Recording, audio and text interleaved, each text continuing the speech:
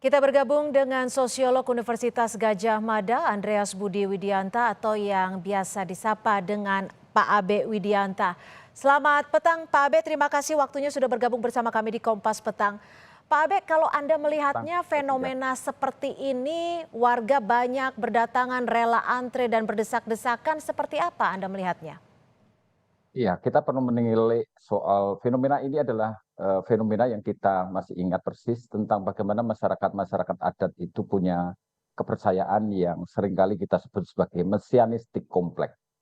Jadi ini ada semacam cara sistem kepercayaan bahwa dalam hidup ini seringkali akan datang semacam ratu adil, semacam mesayah yang akan memecahkan persoalan-persoalan rumit hidup kita dan akan menyelesaikan persoalan-persoalan itu dengan secepat kilat, Hmm. dengan kecepatan yang apakah itu kesulitan hidup apapun, apakah itu sakit untuk penyembuhan ataupun juga bahkan penggandaan uang dan segala macamnya untuk kekayaan yang bisa cepat didapat dan segala macamnya.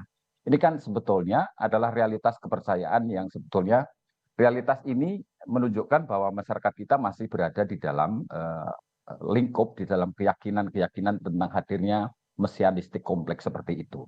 Ya, Itu catatan yang kita bisa lihat kenapa kemudian orang antusias, orang mudah percaya, dan tentu saja bahwa ini dibutuhkan kehati-hatian untuk betul. melihat realitas virtual hari ini di dunia media sosial yang multiplikasinya, penggadaannya itu bahkan tanpa verifikasi, tanpa ada pembuktian dengan validasi seperti apa, dan kita semua mudah untuk kemudian terhasut, kemudian beramai-ramai, berbondong-bondong, dan bahkan institusi ada yang bahkan sudah memboyongnya untuk kemudian untuk bakti sosial dan segala Nah, macamnya. terkait Itu saya hal kira itu butuh, bagaimana Anda melihatnya? ya, Karena kan secara medis pengobatan ini juga belum bisa, dipastikan ataupun dibuktikan. Lalu warga melihat ini sebagai suatu hal yang, bisa dikatakan bisa dipercaya untuk penyembuhannya. iya, saya kira ini seperti orang yang membawa obat panacea, obat yang bisa mengobati segala macam penyakit. Dan saya kira dalam konteks itu kita semua secara rasional, secara logik penalaran bisa memikirkan bahwa ini impossible. Tanpa kemudian hendak mendiskreditkan tentang apa itu kearifan lokal dan segala macamnya ya. Saya sendiri adalah orang yang juga meyakini kearifan lokal itu hidup dan ada. Tetapi biasanya kearifan lokal itu menjadi sangat terbatas dan belief sistemnya itu diikuti secara tertutup oleh komunitas yang terbatas itu.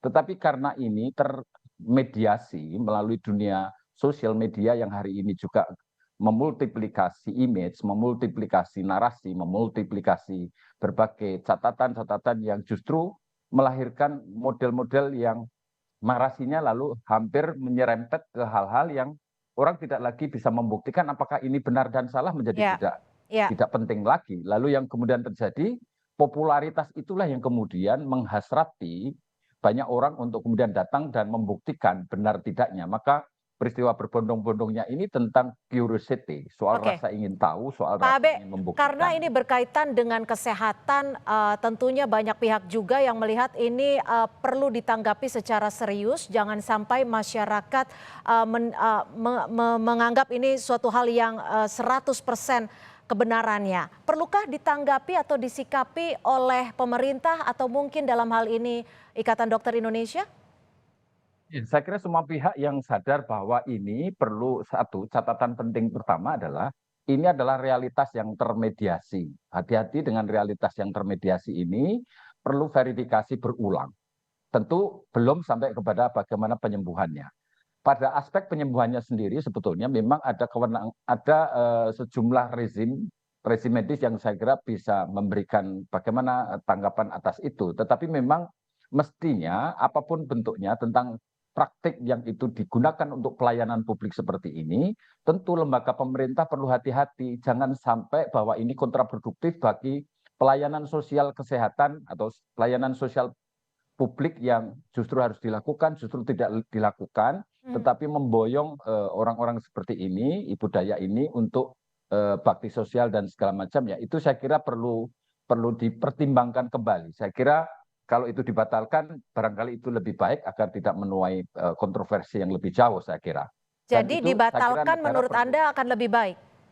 Lebih baik, saya kira itu agar tidak menjadi kerumunan massa maupun juga interpretasi-interpretasi yang justru akan membuat peran negara itu terdefisitkan ya.